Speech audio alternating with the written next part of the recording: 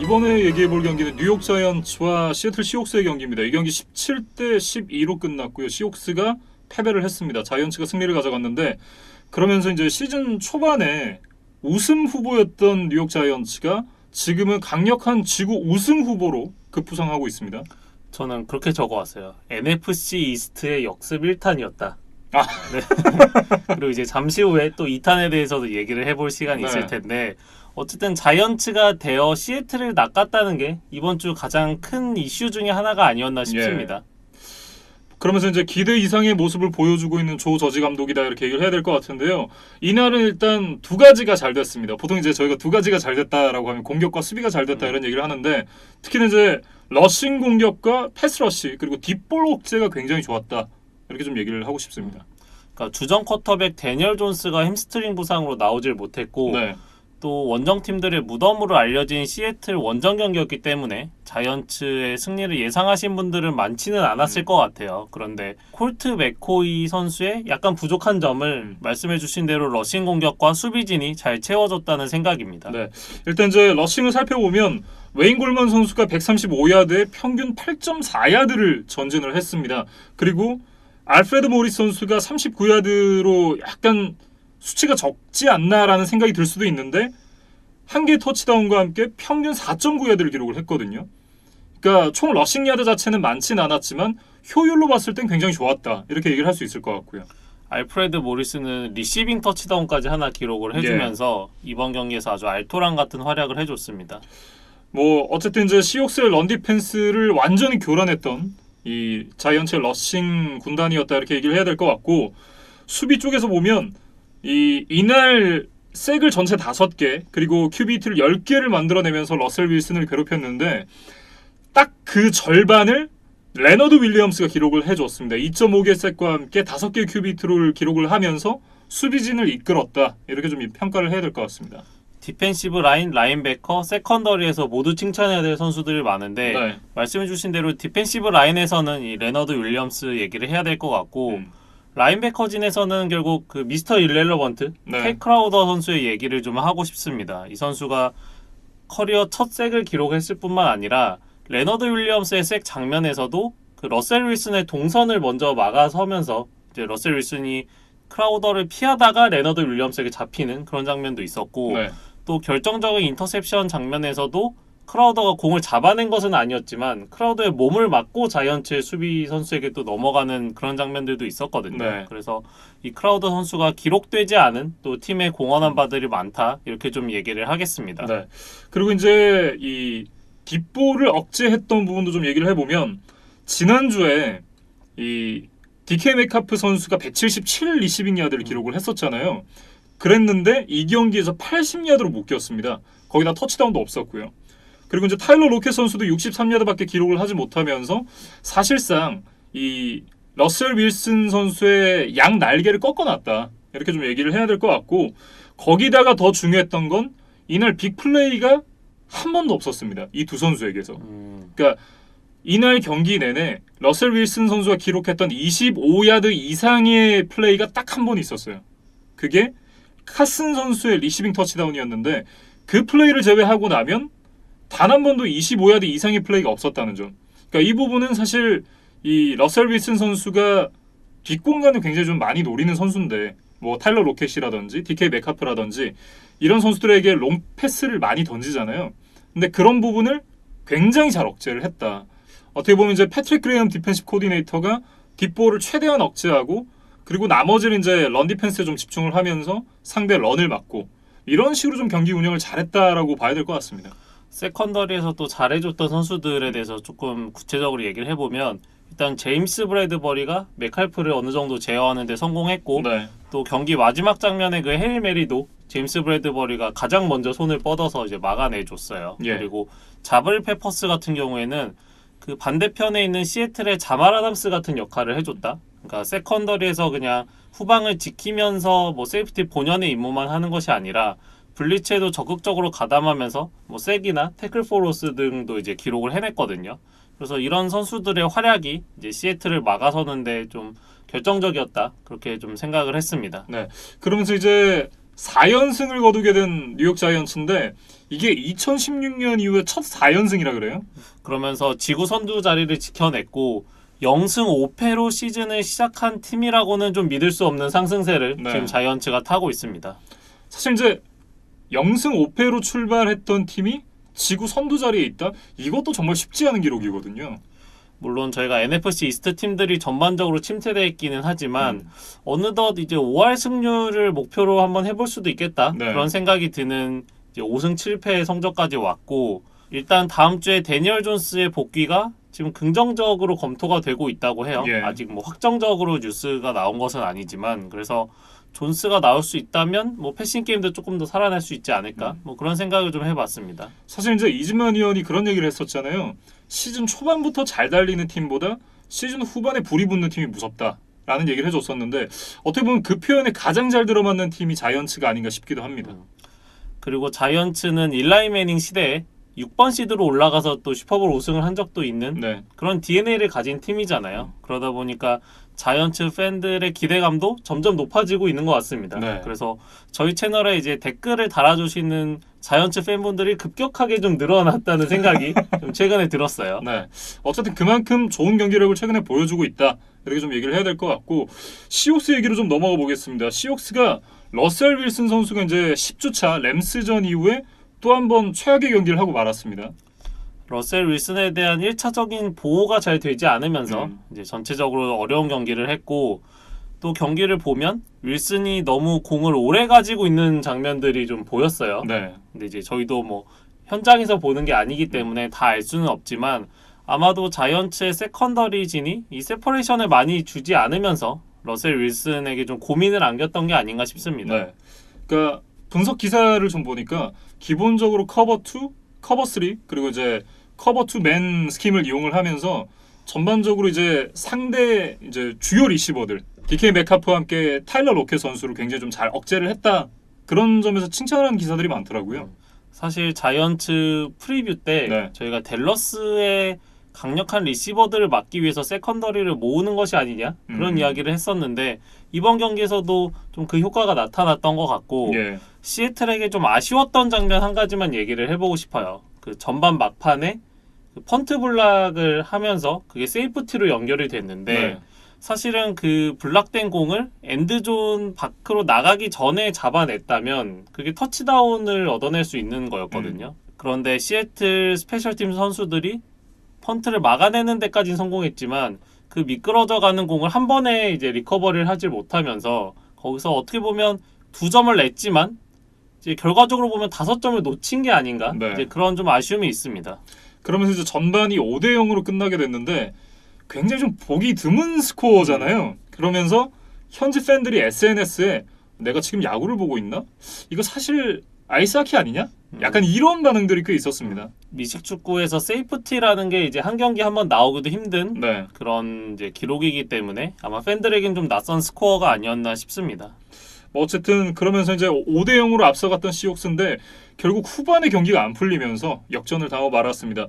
어떻게 보면 지난 시즌의 어떤 아픔을 답습하고 있는 것이 아닌가 이런 생각이 좀 들어요. 그러니까 시즌 후반부에 러닝백들의 부상과 함께 그 탑시드에서 미끄러졌고 결국 디비전 라운드에서 탈락을 했던 시애틀인데 네. 지금 시즌 후반부에 좀 결정적인 패배를 한번 당하고 말았거든요. 그래서 지난 시즌의 아픔을 좀 되풀이하지 않아야 될 것 같습니다. 네. 그러면서 이제 NFC 서부지구 선두 경쟁에서도 이제 한 걸음 물러나게 된 시애틀 시옥스다 이렇게 얘기를 할 수 있겠고요. 향후 남은 스케줄을 그렇기 때문에 좀 살펴봐야 됩니다. 그래도 일단 다음 주는 제츠를 만나기 때문에 뭐 승리를 가져갈 수 있지 않을까 싶습니다. 그리고 승패와는 상관없이 또 자말 아담스 더비다 이렇게 또 얘기를 할 수 있을 것 같아요. 예. 자말 아담스 선수가 친정팀을 상대로 어떤 모습을 보여줄지도 상당히 좀 기대가 되고 어쨌든 그 경기를 승리로 가져가고 난 이후에 이 시옥스로서는 이제 매 경기 최선을 다해야 되는 그런 입장에 좀 놓이게 됐습니다. 남은 상대들도 간단하게 프리뷰를 해보면 일단 워싱턴이 있는데 시애틀이 O라인이 약하고 워싱턴이 D라인이 강하기 때문에 네. 이게 상성상 또 고전을 할 수 있다. 이제 그런 좀 걱정이 들고 램스야 뭐 당연히 지구 우승을 다투는 뭐 혈전이 될 것으로 보이고 마지막 주차가 이제 나이너스인데 그때 조지 키틀과 지미 가로폴로가 돌아온다면 네. 뭐 나이너스의 플레이오프 진출 가능성과는 상관없이 아주 매운 고춧가루가 될 것이 유력하거든요. 예. 그래서 시애틀이 남은 경기도 그렇게 순탄치만은 않은 상황입니다. 그나마 좀 다행인 건 라시아드 페니 선수가 이제 IR에서 복귀할 준비를 마쳤다 그래요. 일단 훈련에 정상적으로 참가를 하고 있다고 하고 예. 또 악마의 재능 조시 고든의 복귀가 또 임박했다는 소식입니다. 이 고든이 지금 1년 징계를 받았는데 15주 차까지가 그 징계가 만료되는 기간이라 그래요. 네. 그래서 16주 차부터는 경기에 나설 수도 있다. 근데 이제 고든이 1년간 쉬었기 때문에 얼마나 도움이 될지는 좀 미지수라고 봐야겠어요. 어쨌든 이제 또 한 명 위협적인 리시버가 추가된다는 점만은 분명한 것 같습니다. 상대 팀에게도 위협적이고 시애틀 라커룸에도 좀 위협적인 존재일 수 있다. 뭐 그 점은 좀 얘기를 하고 싶고 네. 그리고 어쨌든 시애틀이 이번 경기 큰 업셋을 당하고 말았는데 벵갈스가 테네시를 잡아냈던 경기 네. 그리고 뒤이어서 얘기하겠지만 워싱턴이 피츠버그를 잡아냈던 경기 이 세 경기가 올해의 업셋이 아닌가? 저는 지금까지 좀 그렇게 판단을 하고 싶습니다. 네. 레이더스가 칩스를 잡은 것도 올해 그렇죠. 업셋에 들어갈 만하지 않나라는 생각을 좀 하긴 하는데 그러니까 그거는 레이더스가 약했다기보다는 칩스가 워낙 강한 네. 팀이기 때문에 아마 그렇게 얘기를 하신 것 같아요. 어쨌든 굉장히 좀 재미있는 얘기였습니다. 네, 이렇게 뉴욕 자이언츠와 시애틀 시옥스의 경기에 대해서 얘기를 해봤고요. 다음은 덴버 브론코스와 캔자스시티 칩스의 경기에 대해서 얘기를 이어가보도록 하겠습니다. 22대 16으로 칩스가 승리를 가져갔는데 생각보다는 칩스에게 쉽지 않은 경기였다. 이렇게 좀 평을 하고 싶어요. 그러니까 덴버는 코로나 리저브 리스트에서 드류락이 해제가 되면서 이번 경기 정상적으로 출전을 했습니다. 예. 그러면서 드류락이 과연 칩스 징크스를 깰 수 있느냐 이게 좀 관전 포인트였는데 승리를 가져가지는 못했지만 그래도 나름 접전을 펼쳐줬다. 덴버는 우선 거기에 좀 의의를 가져야 될 것 같아요. 네. 칩스가 조금 더 경기를 편하게 풀어나갈 수 있었을 만한 그런 순간들이 있었는데 대표적인 것이 이 쿼터 초반에 터치다운이었는데 터치다운이 안 된 장면이 있었어요. 뭐 야구로 치면 누이 공과라는 거에 좀 비교를 해보면 어떨까 싶어요. 그러니까 홈런을 쳤는데 홈베이스를 밟지 않으면 그 홈런이 인정이 되지 않잖아요. 네. 그것처럼 캐치를 했는데 비디오 판독 신청을 하지 않으면서 이게 터치다운으로 인정을 받지 못하는 장면이 있었습니다. 그러니까 타이리킬 선수의 손에 맞고 굴절이 돼서 이 AJ 보이의 선수의 몸에 맞고 다시 공중에 떴는데 그게 공교롭게도 타이리킬 선수가 이렇게 손 위로 올라왔어요. 몸 위로 올라와가지고 타이리킬 선수가 이렇게 딱 안으면서 사실은 터치다운이 돼야 되는 상황인데 그 앞에 있던 심판이 좀 잘 볼 수 없는 위치에 있었고 그러면서 이거는 터치다운이 아니다라는 시그널을 보냈거든요. 사실 이 부분에 대해서는 이제 구단 직원들이 비디오를 계속해서 돌려보고 분석을 하는데 이 상황에서 챌린지 플래그를 던지지 못하고 스냅을 받으면서 챌린지를 할 기회도 잃어버리고 말았던 칩스였습니다. 앤디 리드 감독의 인터뷰를 보면 사이드라인으로 돌아온 타이릭 힐에게 물어봤다 그래요. 그러니까 캐치를 했냐. 근데 이제 타이릭 힐도 자신에게 처음으로 공이 맞은 다음부터는 이제 넘어지느라 공을 볼 수가 없었던 상황이었기 때문에 못 잡은 것 같다고 이야기를 했다 그래요. 그런데 선수가 못 잡았는데 잡았다고 하는 경우는 있어도 네. 잡았는데 못 잡았다고 하는 경우는 거의 없으니까. 약간 야구에서 그런 것 같은 거죠. 이제 도루를 하다가 2루에서 아웃 판정이 나왔는데 나 세이브야 라고 하는 경우는 있어도 세이브 판정이 나왔는데 나 아웃인데? 라고 하는 경우는 거의 없잖아요. 진짜. 그러다 보니까 앤디 리드 감독도 타이릭 힐의 말을 믿고 이제 챌린지를 던지질 않았고 그 사이드 라인에 있던 뭐 선수나 코칭 스태프 모두가 이제 명확하게 보지 못했다는 거는 분명히 이제 칩스의 실수라고 봐야겠어요. 네. 그러면서 이제 그 상황에 대한 리플레이가 나오잖아요. 그런데 알 마이클스랑 크리스 콜린스워스가 그걸 보더니 잠깐만. 이거는 캐치인데? 이거 터치다운인데? 라고 하는데 그때 갑자기 슬로우가 끝나면서 펀트를 차는 장면이 나왔거든요. 근데 챌린지를 했어야 되는데 라고 얘기를 하면서 굉장히 좀 아쉬워하더라고요. 그래서 타이릭 힐의 말만 믿을 게 아니라 이게 사실 전반이었잖아요. 그렇죠. 그러니까 후반이라면 이 타임아웃 하나가 정말 소중할 수 있는데 그래도 전반은 이 타임아웃에 대한 여유가 있기 때문에 앤디 리드 감독이 뭐 이렇게 밑자의 본전이라는 생각으로 한번 해봤으면 어땠을까? 뭐 그런 생각은 좀 개인적으로 해봤습니다. 네. 근데 그게 어떻게 보면 앤디 리드 감독의 좀 자신감이지 않았을까 하는 생각도 좀 드는 게 아니 그거 터치다운 아니라고 하더라도 어차피 우리 이길 수 있는데? 라는 생각을 했을 수도 있겠다 싶은 생각이 들긴 하네요. 갑자기. 그런데 방송사 리플레이를 확인하고 나서 앤디 리드 감독이 아마 고개를 좀 절레절레 젓는 리액션이 있었던 것으로 기억이 되거든요. 아 그런가요? 네. 그래서 아마 뭐 그렇게 여유가 있었던 건 아닌 것 같습니다. 뭐 어쨌든 뒤늦게 알긴 했겠죠. 예, 아쉬움을 좀 삼켰었던 앤디 리드 감독이었던 것 같고 전반적으로는 이날 브론코스의 수비가 좀 좋았다라고 얘기를 해야 될 것 같습니다. 이날 칩스가 4번의 레드존 트립이 있었는데 네. 한 번도 터치다운을 연결을 하지를 못했어요. 예. 그러니까 이거는 분명히 덴버의 수비진이 어느 정도 제어하는 데 성공했다 이런 얘기를 할 수 있을 것 같고 또 덴버의 공격진에서는 멜빈 고든이 이제 덴버 이적 후에 최고의 활약을 해줬거든요. 예. 이날 131야드를 띄워줬고 그다음에 리시버 팀 패트릭이 2개의 터치다운을 잡아줬던 것이 덴버가 경기를 좀 팽팽하게 이끌어 나갈 수 있었던 원동력이었습니다. 네. 특히나 이제 저는 좀 눈길이 많이 갔던 것이 AJ 보이가 타이릭 힐을 완전히 묶었다. 그러면서 이제 타이릭 힐 선수가 58야드밖에 기록을 하지 못했습니다. 터치다운 없었고요.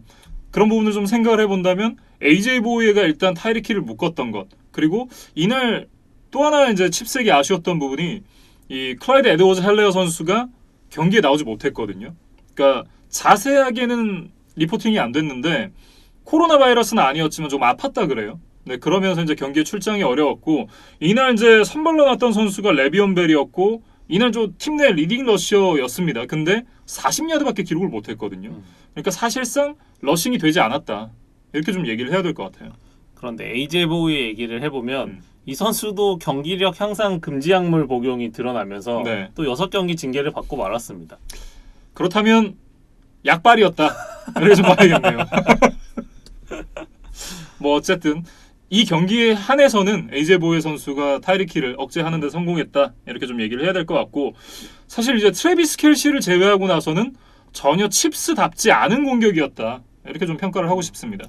그래서 3쿼터 막판에 마홈스가 켈시에게 던진 터치다운 패스로 이제 역전을 할 수 있었고 타이런 매튜가 이제 2개의 인터셉션을 잡아주면서 칩스가 이제 간신히 승리를 했는데 덴버의 입장에서 좀 논란이 될 만한 플레이 콜에 대해서 좀 얘기를 해보면 3점 차로 뒤진 경기 종료 6분여를 남겨둔 상황이었거든요. 이제 덴버가 필드 중앙에서 포스 앤 3 상황이었는데 여기서 고 포리잇을 하는 대신에 펀트를 시도를 했어요. 네. 그런데 이거에 대해서 좀 결과론적인 아쉬움들이 이제 나오고 있는 것 같습니다. 사실 이거는 굉장히 좀 어려운 결정이었을 것 같다라는 생각이 드는 게 만약에 고 포리잇을 했다 그렇게 가정을 하면 여기서 득점을 못하면 경기가 터져요. 끝나요. 근데 여기서 펀트를 해서 공격권을 넘겨준다? 상대가 칩스인데? 이런 생각이 약간 좀 싸우지 않았을까. 그러니까 어떤 쪽으로 가도 쉽지 않은 길이었다라는 생각이 들고 이 경기를 이 정도로 타이트하게 갖고 간 것만 해도 덴버가 잘했다. 이렇게 좀 얘기를 하고 싶네요. 그러니까 빅펜지오 감독도 경기 후 인터뷰에서 참 어려운 결정이었다고 이제 속내를 밝혔고 고포릿에 성공하면 뭐 당연히 이제 장밋빛 미래가 있지만 실패했을 때 마홈스에게 너무 유리한 필드 포지션을 내주는 리스크가 있으니까 그거에 대한 좀 감수를 하는 게 어려웠던 것 같아요. 네. 실제로도 이제 그 이후에 한 번의 공격 기회가 더 있었던 덴버였잖아요. 그런 부분을 감안을 해본다면 그 결정이 그렇게 틀린 것 같다라는 생각은 들진 않습니다. 경기 내에서는 결국 펀트를 했고 이제 칩스가 꽤 많은 시간과 덴버의 타임아웃을 모두 소진하게 하면서 경기가 6점 차가 됐고 덴버에게는 이제 타임아웃 없이 1분여의 시간밖에 있질 않았습니다. 그런데 이제 드루락이 뭐 마홈스나 로저스처럼 그 정도의 시간에도 충분히 역전 터치다운을 할 수 있는 아직 내공이 있어 보이진 않기 때문에 덴버가 경기를 뒤집기는 좀 어려웠던 것 같아요. 그러면서 이제 그대로 경기가 끝나고 말았는데 뭐 어쨌든 칩스가 이 경기를 승리로 가져가면서 이 뉴올리언 세인츠에 이어서 두 번째로 플레이오프 진출을 NFL에서 확정을 지었습니다. 그리고 칩스와 스틸러스 중에 누가 AFC 컨퍼런스 1번 시드를 가지느냐에 대해서 아마 팬분들이 좀 궁금해하실 것 같아요. 두 팀의 성적이 같아졌기 때문에. 그래서 그거에 대해서 좀 미리 설명을 드려보면 결론은 스틸러스가 여전히 1번 시드입니다. 그렇습니다. 그러니까 왜냐하면 이게 두 팀의 맞대결이 없었던 상황에서는 그리고 또 두 팀이 같은 지구 팀이 아니잖아요. 그러면은 같은 컨퍼런스 소속 팀들과의 성적이 누가 더 좋았느냐 이거를 기준으로 타이브레이커 성적을 이제 매기게 되는데 칩스는 AFC 소속의 레이더스에게 졌고 스틸러스는 NFC 소속의 워싱턴에게 졌기 때문에 일단은 스틸러스가 더 우선권을 가지고 있는 거죠. 그렇죠. 네. 그리고 이제 승률이 똑같기 때문에 현재 시점에서는 스틸러스가 앞서고 있긴 하지만 만약에 스틸러스가 한 경기 더 진다? 그럼 완전히 또 바뀌게 됩니다.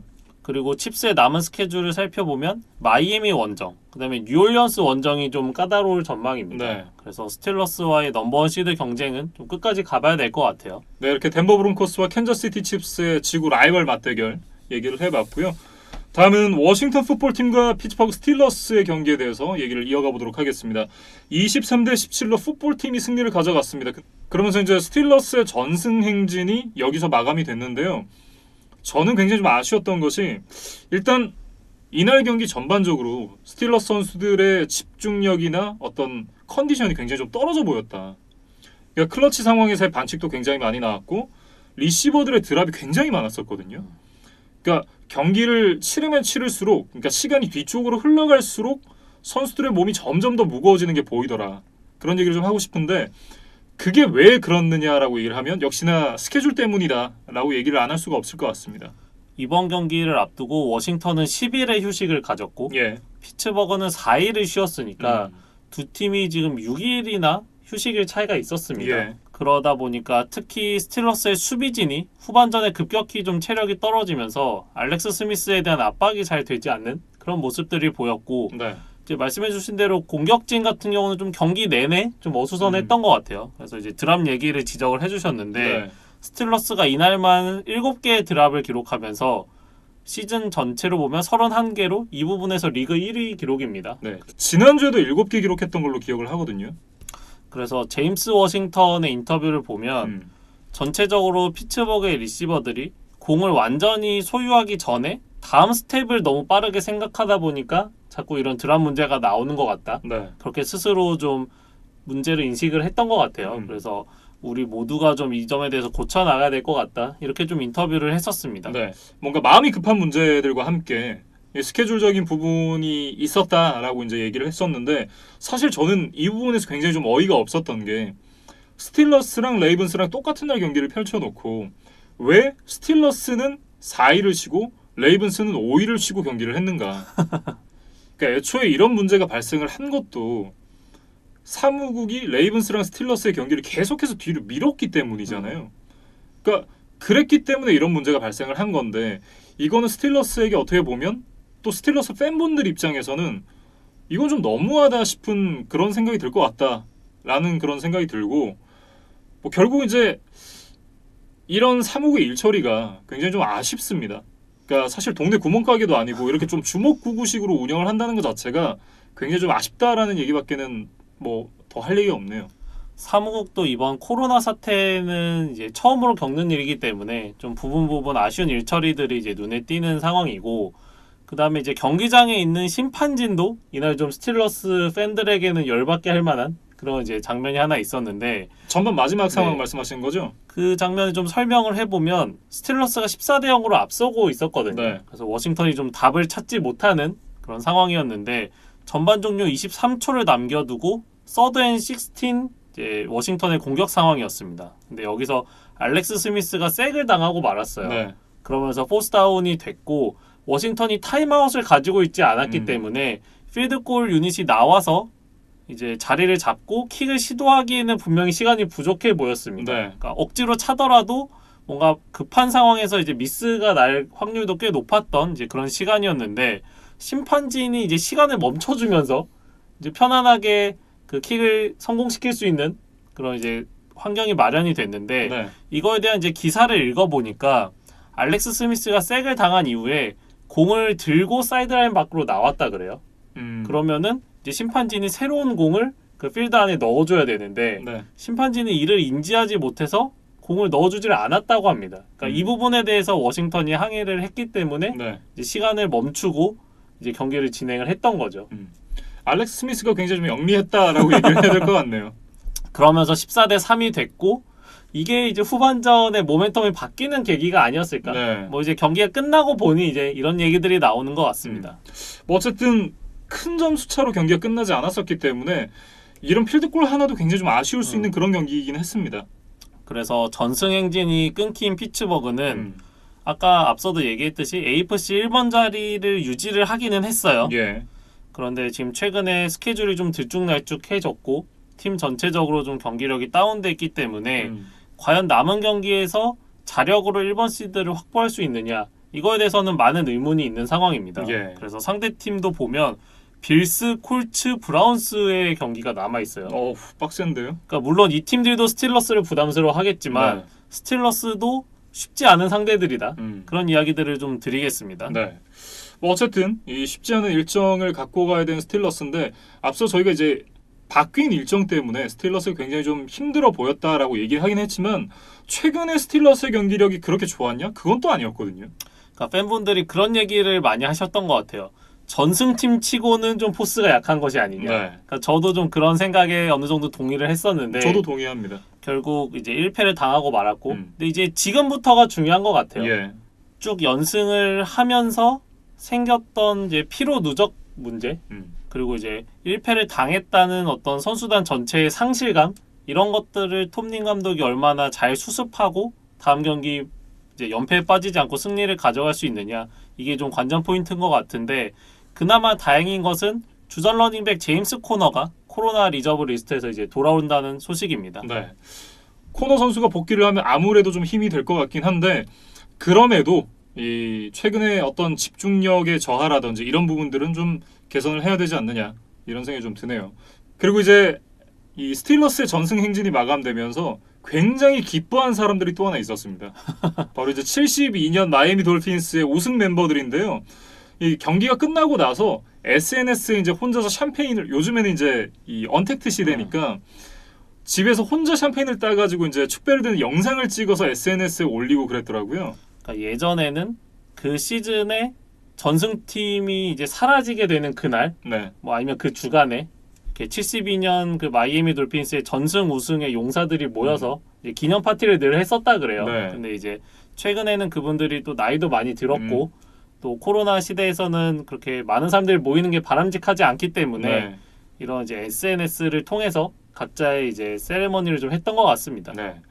워싱턴 얘기로 좀 넘어가 보겠습니다. 워싱턴은 이 경기를 승리를 가져가면서 3연승을 달리게 됐습니다. 그러면서 이제 이 자이언츠와의 NFC 동부지구, 이 지구 우승자를 놓고 치열한 경쟁을 펼치고 있는데요. NFC 이스트의 역습 2탄. 그게 바로 이 경기였고 네. 피츠버그의 전승 행진을 누가 막아설 것이냐, 아마 많은 팬분들이 궁금하셨을 텐데 놀랍게도 워싱턴이 그 주인공이었습니다. 예. 어쨌든 이제 워싱턴이 좀 잘했던 부분도 짚어보고 넘어가자면, 일단은 알렉스 스미스 선수를 얘기를 좀 해야 될 것 같습니다. 그 후반전 경기력이 살아나면서 296 패싱 야드에 1개 터치다운, 그 다음에 턴오버가 하나도 없었는데 예. 스틸러스 수비가 가장 많은 턴오버를 유도하는 팀이잖아요. 그렇죠. 근데 이 팀을 상대로 워싱턴이 턴오버가 없었다. 그것도 분명히 승리 요인이라고 얘기를 해야 될 것 같아요. 네. 그리고 이제 여러 스킬 플레이어진이 이 알렉스 스미스에게 힘을 보태줬습니다. 특히나 이제 이 로건 토마스 그리고 캠 심스가 혁혁한 공헌을 해줬습니다. 그러니까 워싱턴의 넘버 1, 2라고 하면은 결국 안토니오 깁슨과 테릴 맥러린 듀오인데 이날 깁슨 같은 경우는 1쿼터에 부상을 당하면서 빠르게 경기에서 빠져나갔고 네. 테리 맥러린도 잠잠한 하루를 보냈거든요. 그런데 로건 토마스와 캠 심스가 이렇게 일선에 나서서 좋은 활약을 해줬다. 예. 이거는 분명히 좀 인상적인 내용이고, 특히 캠 심스 같은 경우에는 그 4쿼터에 환상적인 원핸드 캐치가 있었어요. 예. 그러면서 이게 결승 필드골까지 이어졌다는 생각입니다. 그리고 또 하나, 피츠버그 스틸러스가 이날 이제 키커 크리스 보스웰이 못 나왔잖아요. 부상으로 인해서 나오지 못했었는데, 그러면서 사실상 필드골을 찰 수 있었던 위치에서 계속해서 이제 굿포릿을 하는 장면이 나왔습니다. 특히 동점이 된 이후에 피츠버그가 이제 공격기를 잡았었거든요. 그래서 포스헤드 원 상황, 그 다음에 만약에 필드골을 시도한다면 약 45야드 필드골 시도를 해야 되는 상황이었는데, 여기서 톱링 감독이 이제 새로운 백업 키커를 좀 믿을 수가 없었던 것 같아요. 예. 그러다 보니까 고포릿을 했는데 이것이 이제 패스 실패가 됐고 이제 워싱턴에게 유리한 필드 포지션을 내주는 그런 원인이 되고 말았습니다. 사실상 그것도 드랍에 가까운 상황이었거든요. 그러니까 몸을 던지긴 했었지만 못 잡을 공이었냐? 그건 또 아니었단 말이에요. 그런 부분 생각을 해본다면 이날 너무 많은 드랍이 나왔던 게 역시나 좀 아쉬웠다라고 얘기를 해야 될 것 같고요. 어쨌든 이 워싱턴이 승리를 가져가면서 이제 자이언츠와의 동부지구 선두 경쟁을 하고 있습니다. 그렇기 때문에 이제 남은 스케줄을 좀 살펴봐야 될 것 같은데요. 남은 상대들이 샌프란시스코, 시애틀, 캐롤라이나, 필라델피아 이렇게 네 팀인데 워싱턴의 최근 상승세를 감안하면 한 3승 정도도 기대를 해볼 수 있겠다. 네. 그러면 이제 8승 8패 딱 5할 승률이 됩니다. 어쨌든 이 워싱턴이 승리를 가져가면서 현재 자이언츠와 치열한 NFC 동부지구의 선두 싸움을 하고 있는데 만약에 자이언츠랑 워싱턴이 지금 이 기세를 계속해서 이어가면 어쩌면 그러니까 이것도 굉장히 좀 확률이 좀 높진 않습니다. 낮은 확률이긴 한데 어쩌면 NFC 동부지구에서 두 팀이 플레이오프에 진출을 할 수도 있는 그런 상황이 나올 수도 있습니다. 그러니까 지금 자이언츠와 워싱턴이 맥시멈 8승 8패 정도까지는 갈 수도 있다는 지금 전망을 할 수가 있거든요. 예. 근데 현재 NFC 7번 시드권인 바이킹스나 카디널스가 6승 6패이기 때문에 예. 같은 8승 8패가 되면 이제 그때부터는 또 복잡한 타이브레이크 계산이 들어가야 될 겁니다. 예. 그래서 저희가 NFC 이스트에서 두 팀이 올라갈 수 있다는 얘기를 하는 것 자체가 실현 가능성과는 상관없이 네. 이 두 팀의 지금 최근 기세가 얼마나 무서운지를 뭐 그대로 나타내는 증거가 아닌가 싶어요. 네. 이렇게 3연승을 달리게 된 워싱턴 풋볼팀과 전승 행진을 마감하게 된 피츠버그 스틸러스의 경기까지 얘기를 해봤습니다.